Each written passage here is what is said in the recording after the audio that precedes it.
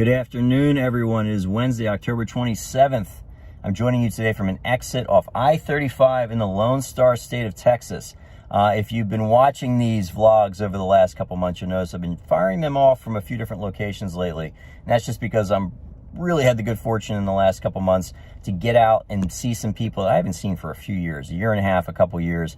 And just for me personally, it's been awesome to sit across the table from people again and to meet people in person again. So that's why you're seeing me from so many different places. Hopefully we all get back to the point soon where we can be doing the same thing.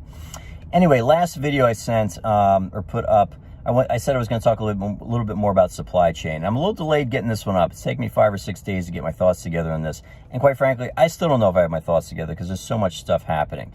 But here is the bottom line. We've got a major issue with the supply chain right now, as everybody knows if you've been watching the news or even going into your local store.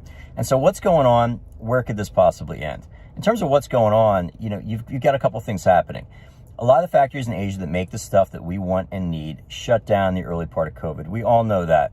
They, largely speaking, there's occasional shutdowns in the ports over there. There's shutdowns in the factories. So everything is disrupted, but there is stuff being made. But the problem is it's not getting to places in a timely manner. And there's a couple, and to give you an idea why that's so important is this iPhone, for example, that I'm shooting this video on, there's parts from 43 countries in this iPhone.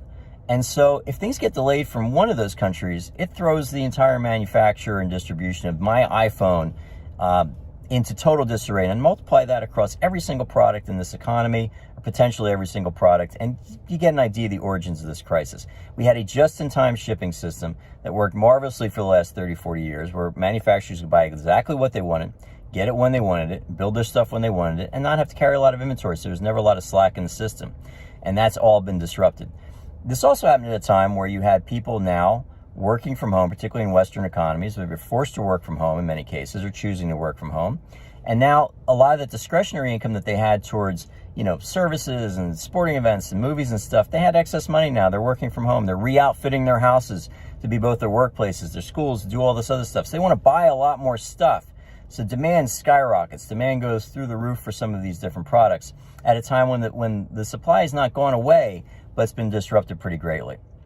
Compounded by the fact is that you had a lot of people now with excess money in their pockets, both not just from not spending it on other issues, but also the federal government blowing just trillions of dollars into the economy in the form of direct payments to people, in the form of PPP, in the form of enhanced unemployment, in the form of all these other programs. I mean, we're talking about tons and tons and tons of money. So people with money burning a hole in their pockets to say, I want to buy this stuff. So now you've got increased demand. So you've got disruptions in supply, you've got an increase in demand. The third thing that you have happening is a lack of efficiency now in the system moving it around. There's a lot of reasons for that. First of all, we've got 2 ports in Southern California, Port of Long Beach, Port of Los Angeles. Almost 50%, half of the stuff that we buy from overseas in this country is coming in through the Port of Long Beach, all right? In the past, it wasn't really a big issue. They were incredibly efficient at moving it off the boats and out into the rest of the country. But now you've got a situation where you've got literally about 100 boats sitting off the coast of Southern California waiting to be unloaded, where historically we maybe had 1 or 2 boats. A lot of reasons for that. First of all, lack of workers. All right, you need truck drivers, you need warehouse workers, you need dock workers to move this stuff all around. By some estimates that I've read, trucking companies are short 20 to 50% of the drivers they need to efficiently move this stuff. Same with warehouse workers. You've got COVID restrictions have restricted how many workers can be at these ports offloading goods and things like that at the same time. So you've got an artificial reduction in the efficiency of these ports, along with a very real lack of workers that are working in these ports that have traditionally been able to move this stuff around pretty quickly.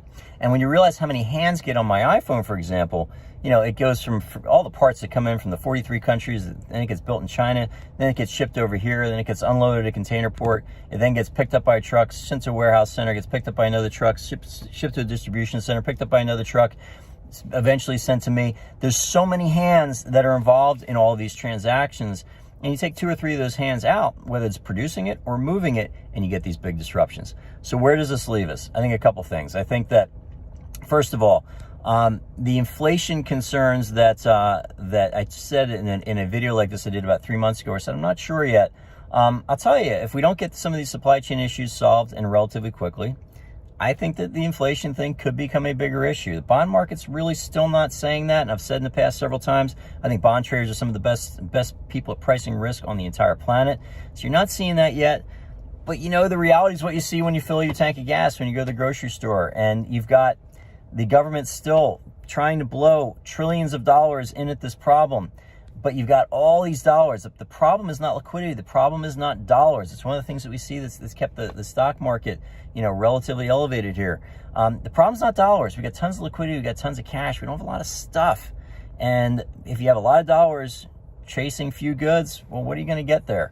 And so how do we get out of this? I think first of all, we've got to recognize that this is definitely an issue. I think that our reliance on 2 ports in Southern California to supply everything that this country wants and needs is probably a mistake. I think as a nation, we probably need to rethink that. You're already at least seeing in Florida, I think they're incentivizing some of that traffic now to go through Jacksonville. Hopefully some other areas of the country will do the same. We can start getting this stuff off the boats. You're going to need drivers. You're going to need warehouse workers. You're going to need people back to work. You're going to need to stop providing incentives for people not to work. And I know that may not be and I'm just a guy with an opinion with an iPhone. And I'm not saying that some of these measures that have gone into place in the last year and a half weren't needed or weren't necessary. But there does come a time where, the economy is not a magic cornucopia that can continue just automatically producing goods unless there's people there to produce those goods. So I think it's probably time to rethink in terms of what we're doing and sort of in terms of artificially reducing the ability and the productivity of our economy. And again, I'm just a guy with an iPhone with one opinion. But what it does mean to me in terms of moving forward from an investing standpoint is I'm going to be watching the supply chain thing pretty closely. Not only just in terms of how it's going to impact some of the individual companies that we may be investing in, but also what it may do to inflation concerns down the road. And that's going to be a combination of a couple of things. It's going to be a combination of do goods hit the shelves when we need them?